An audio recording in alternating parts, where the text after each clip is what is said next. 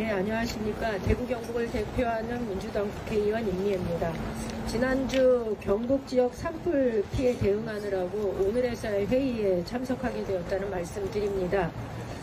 먼저 오늘 회의 참석하면서 지난 일주일 동안 지속되었던 경북 북부권의 산불 피해로 인해서 희생되신 분들과 그리고 산불 진화에 앞장서 주신 주민분들 그리고 관계기관 그리고 공무원분들께 진심으로 감사하다는 말씀드립니다. 그럼에도 불구하고 제가 현장에서 가장 많이 들었던 이야기는 정부가 있느냐, 도대체 뭐 하느냐 이런 얘기를 제일 많이 들었습니다. 국가 기능이 마비된 상황을 현장을 지켜보는 것이 참으로 힘들었던 시간이었습니다. 그런데도 불구하고 재난복구 예산을 두고서 정부 여당이 보여주는 태도를 보면 여전히 예비비를 거론합니다. 그러면서 이걸 도구로 정쟁을 일삼는 모습을 보면서 매우 한심하다라는 얘기를 좀 드리겠습니다. 오늘 더불어민주당이 기자회견을 하는 김건희 윤석열 국민특검을 한마디로 말씀드리면 대한민국의 정의를 바로 세우는 일이라고 생각합니다. 검찰이 불이하게 권력을 사용하면서 윤석열이라는 내란 수괴를 만들었고 김건희 일가가 부정하게 부를 축적하는 걸 묵인하고 방조했습니다. 검찰이 야당 대표와 야당 정치인들에게만 무소불위의 칼날을 휘두르고 김건희 윤석열의 비리 앞에서는 멈춰서면서 지금까지 쌓인 비리가 100개가 넘습니다. 더 이상 두고 볼 수 없습니다. 검찰이 하지 않으면 국민이 하겠습니다. 국민특검 본부장으로서 선두에 서서 윤석열, 김건희 일가의 비리를 낱낱이 공개하고 반드시 법의 심판을 받도록 하겠습니다. 오늘 이소영 의원님이 브리핑하는 양평고속도로 특혜 의혹은 김건희 비리의 꼭지점에 있는 거대 비리지만 여전히 검찰은 침묵하고 있습니다. 김건희 비리의 진상규명과 처벌을 위해 끝까지 싸우겠습니다. 고맙습니다. 네, 안녕하세요. 이소영 의원입니다. 여러분, 대한민국에서 지금 가장 유명한 고속도로가 어딘지 아십니까? 윤석열, 김건희 정권 등장 후 지난 3년간 가장 많이 언급된 고속도로는 아마도 서울 양평 고속도로일 것입니다. 이 고속도로의 수상한 종점 변경에 대해 진작 밝혀내서 윤석열, 김건희 부부를 단죄했어야 하는데 아직까지 이 사건이 미제 사건으로 남아있는 것에 대해서 먼저 국민 여러분들께 사과를 드립니다. 그러나 이제 퍼즐 딱 하나 남았습니다. 윤석열 파면과 함께 그 남은 퍼즐 하나가 맞춰질 것이라고 저는 확신하고 있습니다.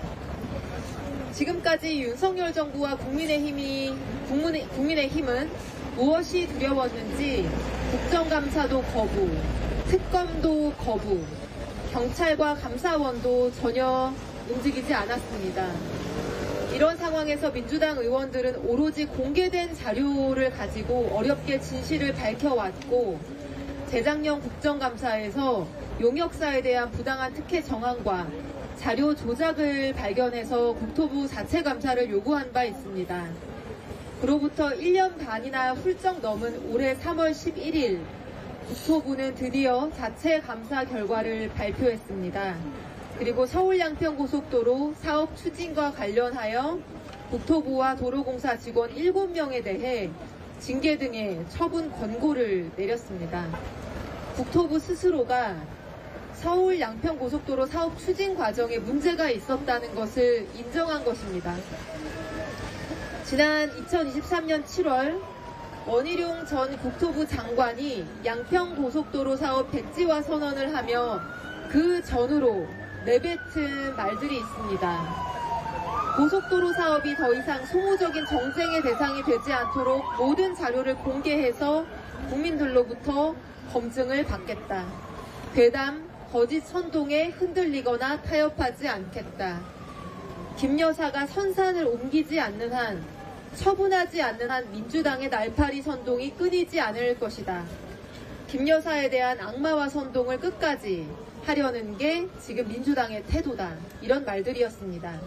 이번 국토부 자체 감사 결과가 중요한 것은 원희룡 장관이 당시에 그토록 당당하게 말했던 주장들을 모두 반박할 수 있는 근거가 되기 때문입니다. 하나씩 짚어보겠습니다. 원희룡 장관은 야당과 국민들의 합리적인 문제 제기를 민주당의 날파리 선동이라 했고 소모적인 정쟁이라고 폄하했습니다. 그래서 국토부가 모든 자료를 공개하고 국민들로부터 직접 검증을 받겠다고 큰 소리 친 바 있습니다. 그러나 시작부터 국회와 국민들을 속인 것으로 확인되었습니다. 원희룡 장관이 그토록 자신있게 모든 자료를 공개하겠다고 했던 말은 거짓말이었습니다. 용역사가 국토부로 제출한 양평고속도로 타당성 조사 과업 수행 계획서 중 4페이지 분량이 삭제된 채로 국토부 홈페이지에 공개되었습니다. 4페이지 분량이 삭제된 채로 국회에 자료가 제출됐고 홈페이지에도 누락되었다는 사실을 국토위 국정감사 중에 동료 의원들이 밝혀냈습니다. 문서의 일부분을 삭제한 조작이 있었던 것입니다. 이번 국토부 자체 감사에서 확인되고 지적된 부분이 바로 이 4페이지에 대한 삭제, 즉 조작입니다. 지워져서는 안 될 문서가 지워졌던 것입니다. 그렇다면 과연 국토부는 무슨 내용이 저 문서에 담겼길래 공무원들이 문서를 삭제하고 공개한 것일까요? 짐작하시는 바와 같이 지워진 문서에는 바로 종점부 위치 변경 검토라는 문구가 있었습니다. 이 판례를 봐주시면 이 페이지는 누가 옆에서 좀 도와주시죠? 네, 이렇게 하겠습니다. 네, 이 페이지는 제가 옆에 들어드릴까요? 네, 괜찮습니다.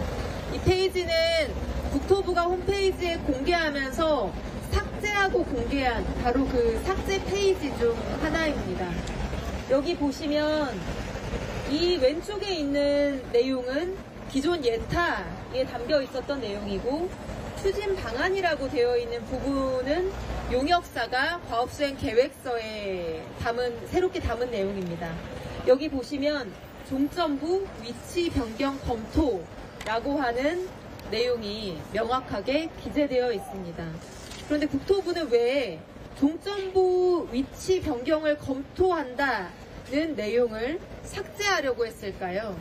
누구라도 뭔가 감추고 싶어서 문구를 삭제했다고 생각할 수밖에 없을 것입니다. 종점부에 공사하기 어려운 기술적 문제가 있었다면 기존 종점 부근 다른 위치에 종점을 둘 수도 있었을 것입니다. 그런데 종점 변경을 검토한다는 것 자체가 잘못된 일이 아닌데도 불구하고 또 문서 조작은 언젠가 징계받을 수 있는 문제라는 점을 알면서 이들은 이 페이지를 지웠습니다.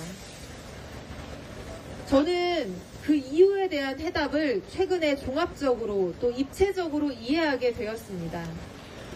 국토부가 저 문서를 지웠다는 사실을 국회가 최초로 알게 된 시점은 2023년 10월 12일 국토위 국정감사장에서였습니다.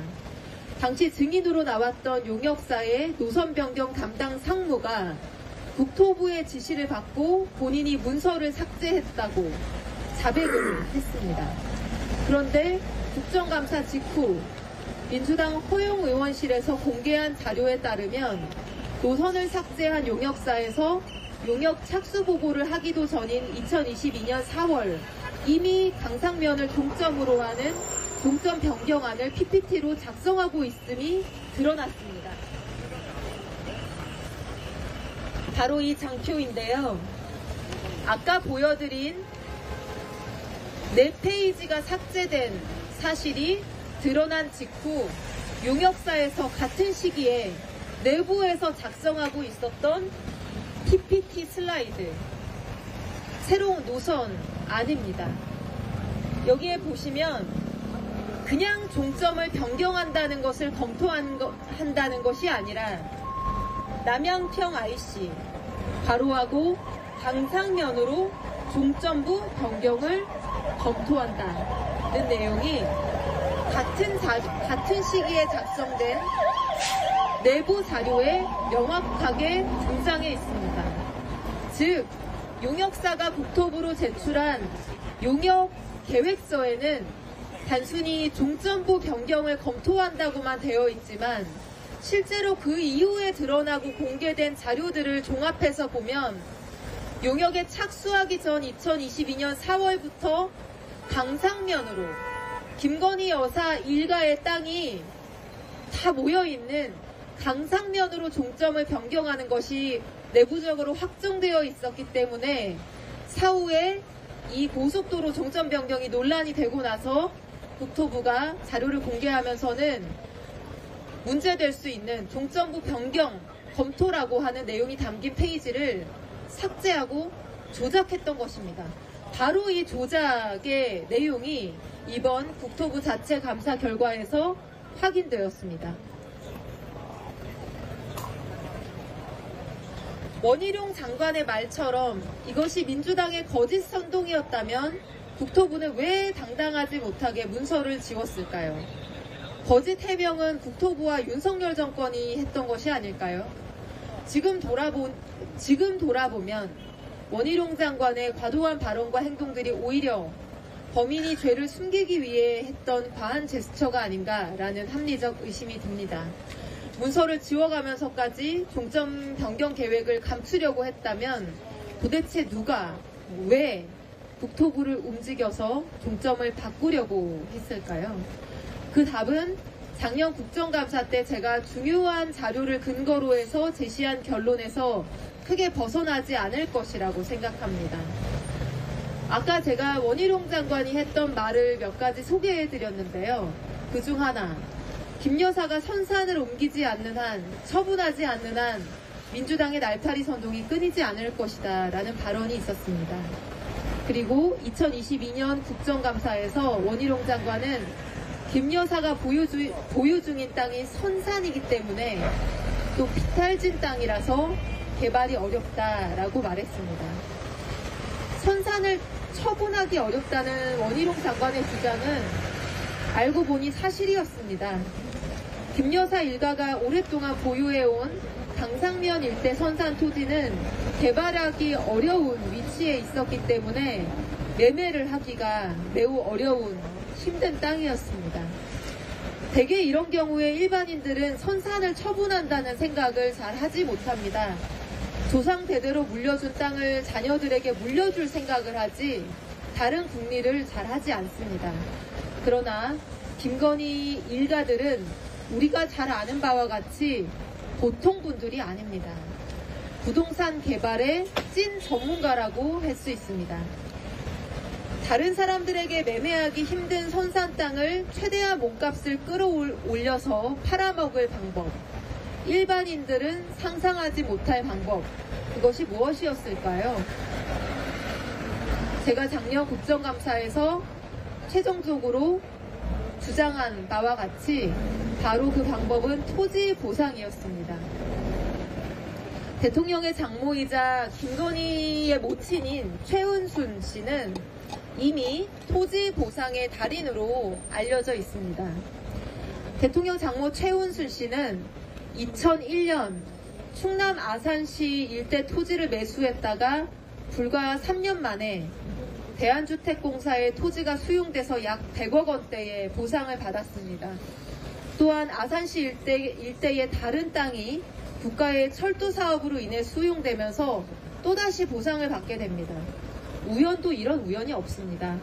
그리고 결정적으로 양평군 강상면 종점 부근에 있는 땅이 2005년에 토지 수용이 되었는데 토지 수용을 미리 알았다는 듯이 수용 직전에 지목 변경과 필지 분할이라고 하는 고도의 전문적인 작업을 통해 땅값을 높였고 높은 값으로 보상을 받은 바 있습니다. 2005년 국토부의 중부 내륙고속도로 건설에 의해 토지가 일부 수용되었던 사건입니다. 자, 토지 보상의 달인. 토지가 보상되길 기다리는 것이 아니라 적극적으로 수용될 토지를 매입하고 용도를 변경해서 땅값을 올려본 유경험자. 오랫동안 처분하기 힘들었던 양평의 선산 땅 근처로 강남으로 가는 고속도로가 생긴다는 기대감. 때마침 사위와 남편이 대한민국의 최고 권력자가 된 시점. 선산 땅뿐만 아니라 양평 일대 보유 중인 김건희 일가의 땅값을 올려줄 절호의 찬스. 이 모든 것의 답은 오로지 하나. 바로 옆 동네에 종점이 생기는 서울 양평 고속도로의 종점을 내 선산 앞으로 지나가게 하는 것. 바로 그것이었을 것입니다. 제가 추적을 해보니 정말 기가 막히게도 서울 양평 고속도로의 변경 종점은 선산 땅을 그대로 관통하지 않고 선산 땅으로 올라가는 길목을 차단하는 형태로 설계되어 있었습니다. 바로 이 빨간 선이 서울 양평 고속도로의 변경된 노선 종점부이고 김건희 여사 일가 땅이 바로 이 위치입니다. 이 김건희 여사 일가 땅으로 들어가게 하기 위해서는 이 하얀색 도로를 지나가지 않을 수 없는데 이 도로를 막아서 이용하지 못하게 되는 위치로 서울 양평 고속도로의 변경 종점이 흘러가게 되어 있었습니다. 대놓고 선산 땅을 지나가기는 두려웠는지도 모르겠지만 동벌 국민은 다 해놓고 있었던 것 같습니다. 높은 보상을 위한 사전 작업, 지목 변경과 필요한 필지 추가 매입 등은 이미 다 해놓은 상태였습니다. 기존에 사용되던 도로가 끊기게 되면 토지보상법에 따라 보상이 가능하게 되기 때문에 계획대로 양평고속도로가 선산 근처로 가게 되면 또다시 보상을 받고 골치 아픈 선산에서 엑시트를 할 수 있게 되는 것입니다. 이런 식으로 고속도로 건설로 인해 기존에 사용하던 진출입로가 차단되어 부상된 사례가 실제로 존재했고 2018년부터 2024년까지 무려 100억 원 수준의 보상이 이루어지고 있었습니다. 대통령 처가는 대한노선 종점 부근에 2024년 공시가격 기준으로 약 17억 원에 달하는 토지를 보유하고 있었고 금액의 크고 작음보다 더 중요한 것은 저 땅들이 바로 이 땅들이 이런 식의 토지 보상이 아니면 처분하기 어려운 매우 가치가 떨어지는 땅이라는 사실입니다. 매수자도 없고 세금만 나가는 이 골치 아픈 땅들을 일시에 처분할 수 있는 가장 좋은 방법. 예타가 통과되어 사업 추진이 확정된 서울 양평 고속도로가 양서면이 아니라 강상면, 병산리로 오는 바로 그것이었을 것입니다. 종점을 옮겨야 할 동기가 너무나 명확했다라고 저는 생각합니다. 김 여사에 대한 악마와 선동을 정권 끝까지 하려는 게 지금 민주당의 태도다. 원희룡 장관이 했던 말입니다. 김건희에 대한 악마와 선동을 했던 것인지 아니면 김건희 일가의 만행을 정확하게 찾아낸 것인지는 이번 파면이 탄핵으로 마무리되고 나면 명확해질 것입니다.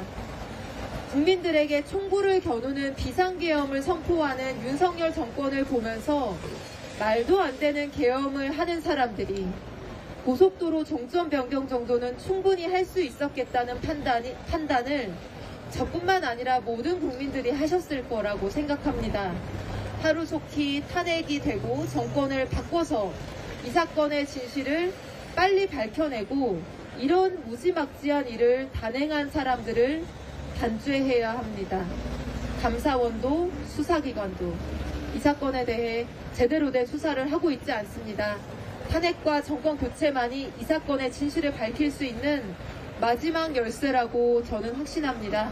감사합니다. 네. 김건희 특검이 왜 필요한지에 대해서 우리 이소영 우리 본부장님께서 잘 설명을 해주셨습니다. 국민특검이 매일매일 김건희, 윤석열 일가 측근 비리에 대해서 국민 브리핑 하는데 정말 놀랍지 않습니까? 네, 오늘이 4일째고 앞으로도 계속 그 비리 의혹을 제기할 텐데요. 우리 국민특검은 김건희, 윤석열 일가 100대 비리를 다루면서 참 큰 충격을 받았습니다. 정말 100대 비리가 나올까 했는데 100대 비리는 차고 넘치고요. 더 충격적인 거는 이 수많은 범죄에 대해서 국가가 또 수사기관이 행정부가 전혀 수사하지도 않고 방치하고 비호하고 은폐했다는 사실입니다. 그래서 우리 국민특검은 이런 부정비리의 뿌리를 확실히 제거해야만이 대한민국이 정상화될 수 있다라는 그런 의지를 갖고 앞으로 국민특검을 더 가열차게 잘 추진해 나가도록 하겠습니다. 오늘 임미애 본부장님 더 주실 말씀 없으시면 네, 뭐 질의응답은 없으셔도 되죠? 네, 그러면 이것으로 제4차 국민특검 대국민 브리핑을 마치도록 하겠습니다. 내일도 같은 시간대에 제5차 국민 브리핑이 있을 예정입니다. 언론인들과 시민 여러분들의 많은 관심 보내주시면 고맙겠습니다. 감사합니다.